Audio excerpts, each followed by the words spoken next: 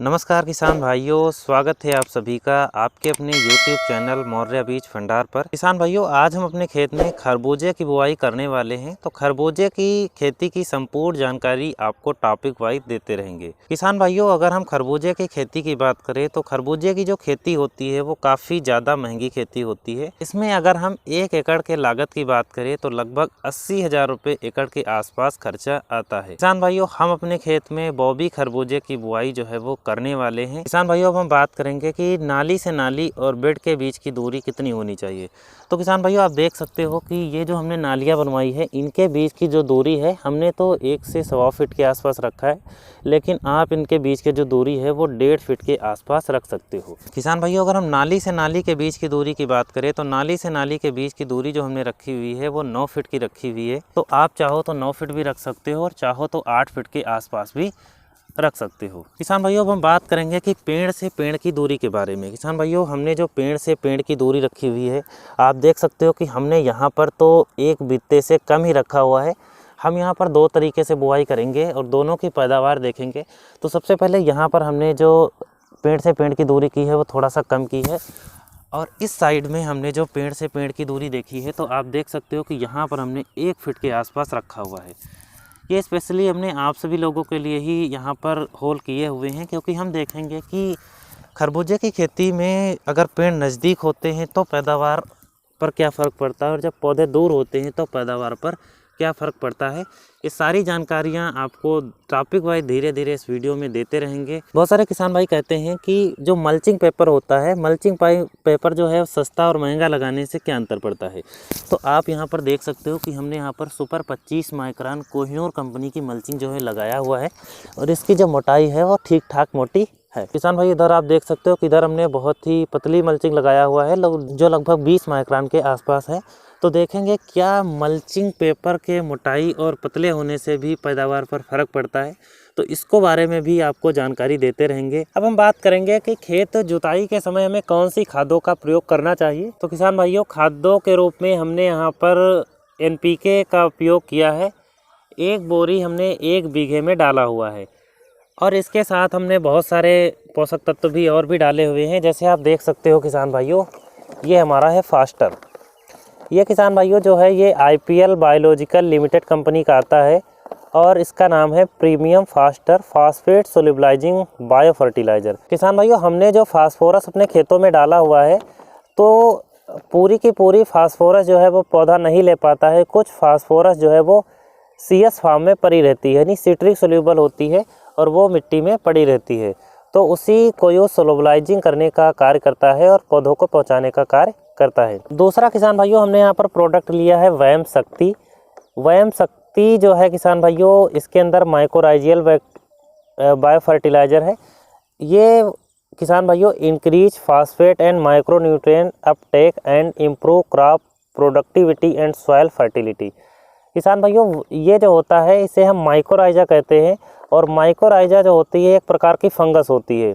ये हमारे जो जड़ें होती हैं उनके माध्यम से चिपक जाती है उसमें, और पौधों को जो भी हम पोषक तत्व डालते हैं किसान भाइयों वो पौधों को पहुंचाने का कार्य करती है। तो इसका उपयोग किसान भाइयों हमें 4 किलोग्राम पर एकड़ के हिसाब से अपने खेत में किया है। और तीसरा प्रोडक्ट किसान भाइयों हमने लिया है IPL बायोलॉजिकल लिमिटेड कंपनी का पोटास एक्टिवा। ये किसान भाइयों हमारी मिट्टी में पड़ी हुई पोटास को मोबिलाइजिंग करने का कार्य करता है। यानी हमने जो पिछले साल या हमने जो पोटास का यूज अगली फसल में की है और वो वेस्ट फार्म में ज़मीन में पड़ी हुई है, तो उसको ये मोबिलाइजिंग करके पौधों को पहुंचाने का कार्य करता है। किसान भाइयों, अगर हम पोटास एक्टिवा के डोज की बात करें तो इसको हमने 8 किलोग्राम पर एकड़ के हिसाब से यूज में लिया है। किसान भाइयों, अब हम बात करेंगे निमेटो फ्री। निमेटो फ्री जो होता है किसान भाइयों, ये सूत्रकृमि के लिए होता है। हमारे खेतों में खरबूजे की फसल या जो बेल वाली फसलें होती है उनमें सबसे ज़्यादा जो समस्या होती है वो निमेटोड की होती है। जड़ों में जो है वो गांठें बन जाती हैं और पौधा जो है वो धीरे धीरे करके सूख जाता है। तो उसके लिए हमने जो है इसका प्रयोग किया है। इसके अंदर हमें जो टेक्निकल देखने को मिलता है, आप देख सकते हो यहाँ पर वर्टिसिलियम क्लामाइडोस्पोरियम। तो ये किसान भाइयों इसके अंदर बैक्टीरिया ही होते हैं जो निमेटोड को खत्म करने का कार्य करते हैं। इसके डोज की बात करें तो किसान भाइयों हमने इसका डोज जो है वो 2 किलोग्राम पर एकड़ के हिसाब से लिया है। तो किसान भाइयों इसको यूज करने का सबसे बेस्ट तरीका ये होता है कि आप इसको थोड़ा सा गोबर की खाद में मिलाकर खेत में डाल सकते हो। किसान भाइयों 5वां जो प्रोडक्ट हमने लिया है वो है सायरन। ये किसान भाइयों IPL बायोलॉजिकल लिमिटेड कंपनी का आता है। इसके अंदर हमें जो टेक्निकल देखने को मिलता है वो है sulphur and iron seaweed based ग्रेनुलेस।